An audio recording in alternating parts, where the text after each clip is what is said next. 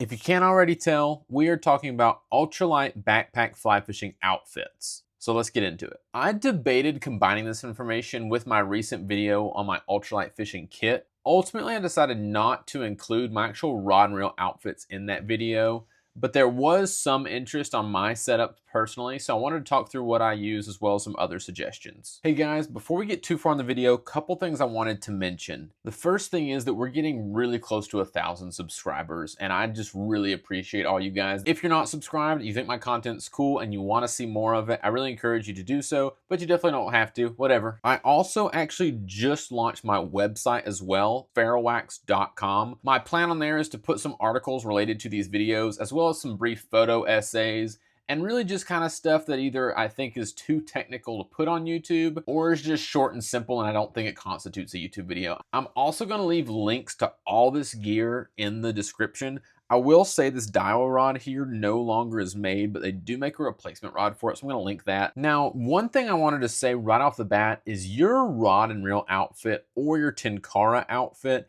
is really not somewhere you're going to shave a lot of weight based on small decisions. So fortunately or unfortunately, most your fly rod, your Western outfit weights are gonna be pretty close, and most of your Tenkara rod outfits are gonna be pretty close. Of course, there is going to be some variation. We'll kind of explore that a little bit more. So we're going to go through these 4 outfits you see here in front of you. We'll talk about some other options and why I use what I use. So this outfit here is kind of my bread and butter setup. This is what I'm using probably 95% of the time, fishing in the Smokies, Southern Appalachians, or when I'm going other places and primarily planning to fish small streams. Let's start with the Redington Zero here. So this is a Redington Zero 2.3.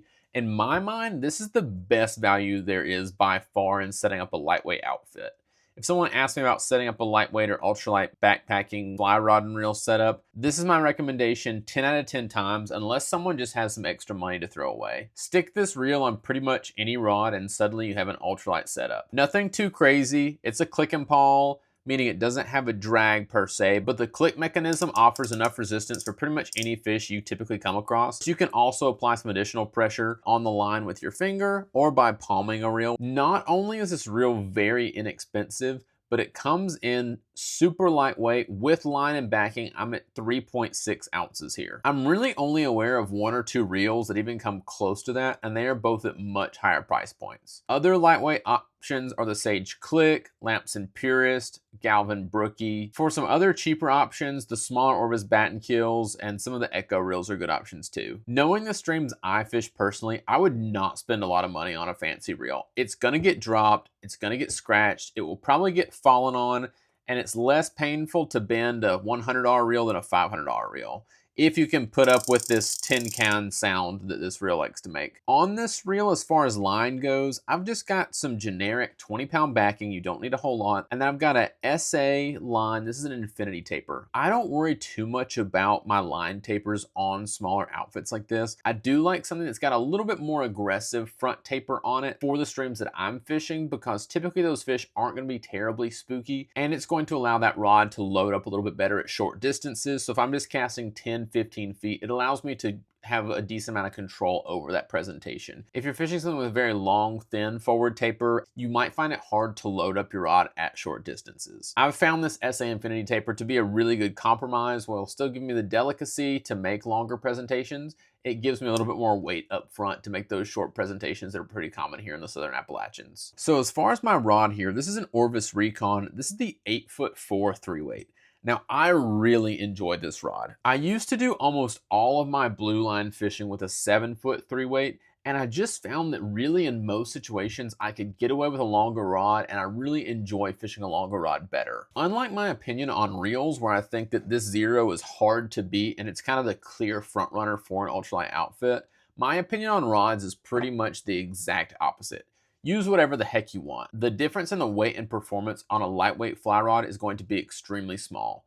Yes, some rods are a little bit lighter and some are going to cast a little bit better, but at the distances I typically fish in the Southeast, you can hand me about whatever rod and I'll be happy. That being said, for wild trout fishing, I prefer a moderate or moderate fast rod. I personally have never loved really slow rods. That's just a personal preference. I know plenty of people that love a slow action or glass rod for wild trout fishing, but leave those super fast action rods at home. The extra length really helps to manage drifts and keep my line off the water, which can be really important in our turbid mountain streams. I really only use my 7-foot rod when I know that I'm going to be fishing very tight conditions. I know they make shorter rods than 7 foot, but it's my opinion that anything really shorter than that just inhibits you more than anything. You no longer have the length to dap a fly, and a shorter rod makes for poor roll casting and bow and arrow casts. I don't think I've ever been somewhere that I couldn't make a cast with a 7-foot rod that I could have made a cast with a 5.5 or 6-foot rod. However, I have been in plenty of situations where I was glad to have that extra foot, be it for mending fly line, or cane poling my fly into a really tight hole. All that being said, I won't deny that tiny fly rods have their allure and they're fun, so that makes you happy. Use your stubby stick, but I like rods 7 foot or greater. As for line weights, both my fly rods that I use primarily for backpacking are going to be 3 weights. I find that to be a very versatile size. I can throw a really small indicator rig if I have to. It does okay with heavier streamers like a beadhead sparkle minnow or a woolly booger with a modified casting stroke, and it still gives you plenty of delicacy for dry flies. Honestly, bumping up to a 4 weight really doesn't give up much in terms of delicacy, and it gives you a bit more backbone for heavy streamers and nymphs. Of course, as you step up in rod weight, you do give up some in terms of feeling the fish. A 3 weight's going to give you a little bit better fight than a 4 weight is. A 3 and 4 weight are both very versatile rod sizes. Again, here the 0 weights, 1s, 2s, those are all super fun rods, but I really don't know that they're ever necessary. But if they bring you more joy, then definitely fish them. Another thing I wanted to touch on about rod lengths and rod weights is you really give up very little weight stepping up in rod length or stepping up in rod weight, as in 2 weight, 3 weight, 4 weight, 5 weight. So I would get what you want and don't be too weight conscious about it. Most of the weight in your outfit is going to be in your cork and your reel seat, and maybe a little bit in your guides, but your blanket itself is gonna be extremely lightweight. All of these parts aren't gonna change by bumping up a size or 2 in most weights. So the difference between a 2 weight, 3 weight, and 4 weight are gonna be very, very close. Those weight savings also go for the modulus of graphite. In something like a 12 weight, stepping up from a low end rod to a premium rod saves you a lot of weight in that higher modulus graphite because there's just a lot more graphite in a 9-foot 12 weight than there is in a 8-foot 3 weight. It's definitely not necessary to spend a lot of money on your small stream setups, and I would even encourage you not to. You're gonna fall on it, you're gonna break it, and there's a lot to be said for having an outfit you don't have to baby. And ultimately that comes with swallowing the fact that you're going to have to be okay with messing that thing up. And it's a lot easier to be okay with messing up a $200, $300, $400 rod than a $900 or $1,000 rod. So as you can see, no matter what size rod you have, so this Recon comes in a total of 2.6 ounces, but you can definitely get away with a more inexpensive outfit if you don't want to spend that kind of money. So again, this is the Sage approach. I talked about this a minute ago. I really only use this rod in really tight conditions, but it's at the exact same weight as that 8-foot 4-inch rod, and it's a 1.5 feet or so shorter. So again, your weight is in your reel seat and it's in your cork, not so much the rod blank. So anyway, those are my 2 Western setups. Now let's address the elephant in the room, Tenkara. I hate to say it to my Western purists, but this is the lightest way to fish by far. This rod is gonna weigh about what your Western rods weigh, and you don't have that added reel weight. So if I'm going on a trip where I don't know that I'll get to do much fishing, or I'm just kind of hoping I might fish on the trail and it's not really a fishing oriented trip, I'm grabbing a Tenkara rod every time. So this is a Dragon Tail Tenkara Mizuchi. This is a really cool rod because it actually extends to 3 different open lengths. First one is right about 8 feet. Next length is right about 9.5. Final open length is around 11 feet. So it gives you a lot of options. Now, where this one gives you options in rod length, what you don't get is the ease of changing your line length. So don't think that a Tenkara rod solves all the issues of a Western outfit at a lower weight. Because you don't get the ability to adjust your line length,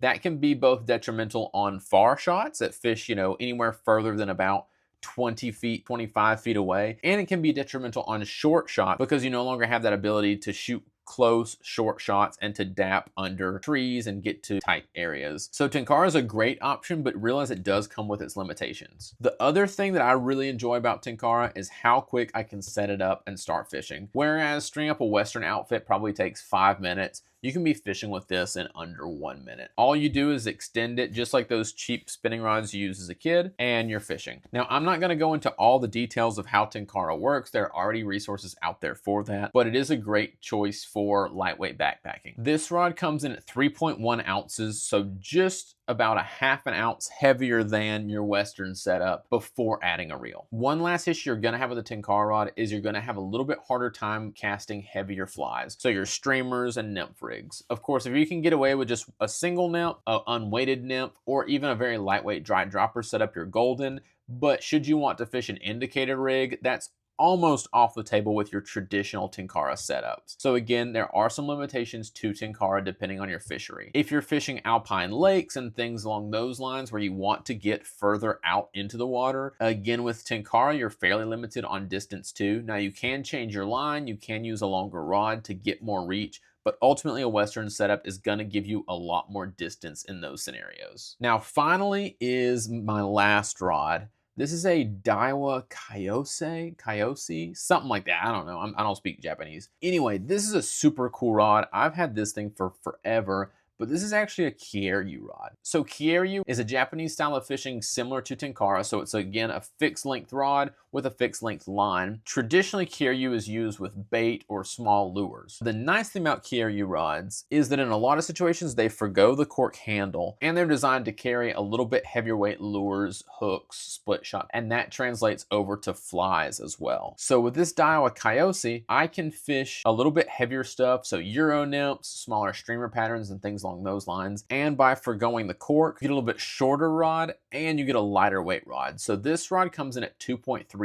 ounces. So this rod is lighter than just the rod from my Western setups. That being said, it's also the most limited in use. All right, so now the moment you've all been waiting for. When do I choose which outfit and why? First thing I'm gonna say is that variety is the spice of life. And honestly, a lot of times I'll just go on a fishing trip with a different outfit just for fun. But if I really had to break it down, on most of my serious fishing trips, I'm taking this Orvis Recon 8-foot 4-inch 3-weight. I find it does a lot of things really well. I enjoy fishing it, and it just does a great job. If I'm going on a fishing specific trip, but I know it's gonna be tighter quarters, that's when I'll reach for the Sage approach. But anymore, usually I'm going for a longer rod. I just find most of the time I can get away with that longer length. As for the Tenkara rods, I'm going for this Daiwa Kiyose on really lightweight backpacking trips where I really don't know if I'm gonna get to fish or not. This is a very lightweight rod, very versatile, disappears in my pack. So this is kind of my go-to rod if I'm going a long distance and I just want something lightweight just in case I get a chance to fish. And finally is the Mizuchi. This rod I'm typically using on longer distance trips where I wanna save the weight of these heavier Western outfits,